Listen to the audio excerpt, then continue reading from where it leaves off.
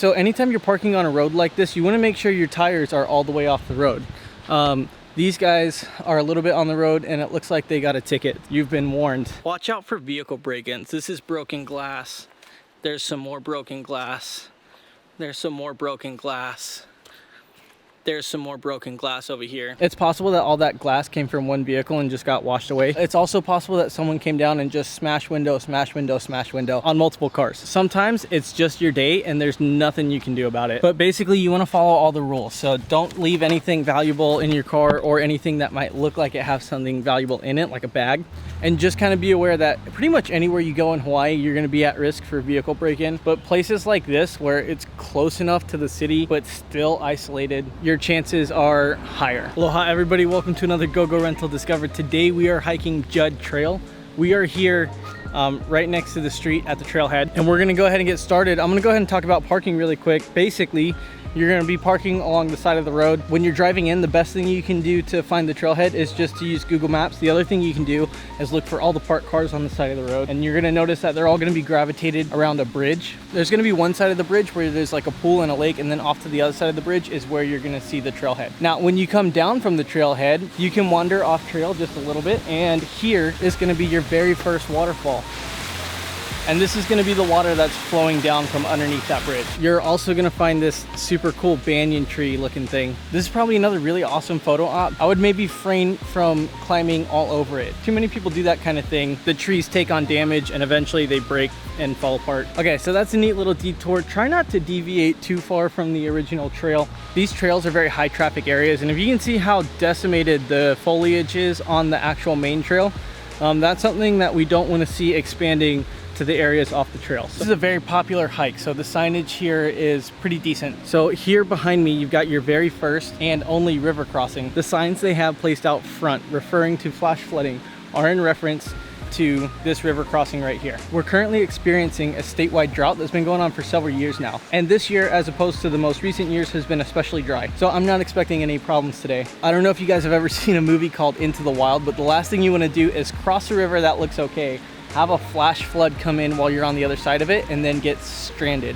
Okay, so we've made it across the river. Judd Trail is a loop trail. So from here, you can go left or you can go right. They'll loop around and come right back to the same point. The fastest way to get to the waterfall is to go off to the right, but what everyone recommends is to go left. That way you get the blood pumping, you warm up a little bit, and then you get to stop by the waterfall on your way out. So if you read up on this trail, you're gonna see a lot of people saying that this place is super muddy. Like I said, it's been very dry recently, and today, no mud. It's very dry dirt, but you get the idea. This kind of stuff, it doesn't take very much at all to turn it into soaking wet, soppy mud. A lot of people say it's one of the easier trails on the island. It's also one of the shorter trails on the island. If you do the full loop, it's pretty much less than a mile. And if you don't want to do the trail, you just want to do the waterfall, you can always just go straight there. This part might be a little bit confusing. All of the trail markers are suddenly pointing back in the direction we came. There's one here, and there's one here. So my guess is that this little clearing up here is probably the halfway point of the trail. So we're going to continue on in the direction the markers are not telling us to go. We're going to go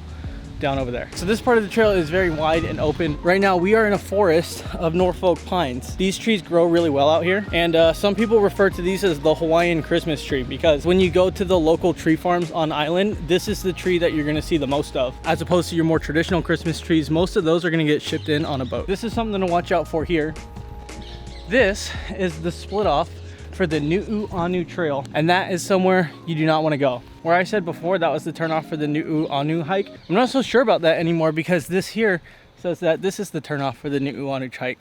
All I do know is that I'm still on the path for Judd Trail. When you're coming around this little bend here, you're gonna see that sign, you're gonna see this sign, and you're gonna see this sign. And according to the sign, we are 0.4 miles down the trail and 0.7 miles away from where we started. Okay, so since leaving that turnoff sign for the Nu'uanu Trail, the trail has been noticeably downhill. And then now we're starting to get switchbacks. So I assume at some point we're gonna have to start going back up. But for now, the trail has been flat and then downhill. Here we go down another switchback, dropping us in elevation. I can hear chihus coming from that direction, so That's another indication that I'm getting close. For the uninitiated, Chihu is like the Yeehaw of Hawaii. We're down here in what looks like it could be some sort of a stream bed during an extreme rain event. And it seems to be going back up. So this might be the lowest point of elevation that we see on the trail. Okay, here we are, I think.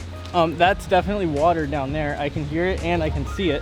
And we're back here to one of these trail markers saying that the trail continues on this way and that I'm pretty sure the waterfall is right down there. Okay, so when you're finally ready to deviate from the main trail and go down to the waterfall, just kind of be advised that this section is a little steep and probably the steepest portion of the entire trail. Okay, and here we are, the waterfall. When you're here at the falls, you're right next to somebody's backyard, and they're not the only house out here. There's a couple other houses out here. So there's a bunch of really awesome spots on this island, just like this one, that are closed now, or what I call Disney-fied, which is where there's like a ticket counter, you have to pay for entry, and there's a couple of things that are going to contribute to that. One of them is going to be things like noise pollution for neighbors. Try not to be obnoxious. The other thing is going to be trout. There was another very popular hike out here called the Kalihi Ice Ponds, and it's now closed because the watershed that feeds into that hike also feeds into the drinking water for Honolulu. And something very similar could happen here if people trash the place. And lastly, most of the freshwater systems here in Hawaii are going to come with a warning not to enter due to the presence of bacteria strains. But for the most part, the water in this state is pretty clean. You'll probably want to be careful though if you have any significant open wounds. One more thing, even though I'm calling this thing a waterfall and it looks like a waterfall, the name of this place that you're going to see on Google Maps is the Ginger Ponds. All right, so after you leave the main pools, you're going to go back up the trail and kind of back down the trail, and it's just kind of going to snake along this river. There's a couple other spots where you can get in and places where they have like little puddles and stuff. Once you get beyond that, you're right back here into the bamboo thicket, and that will take you back to the fork in the road, which takes you back across the river and back to the road. All right, that's going to be it for this one, guys. Thanks for watching. We will catch you in the next one.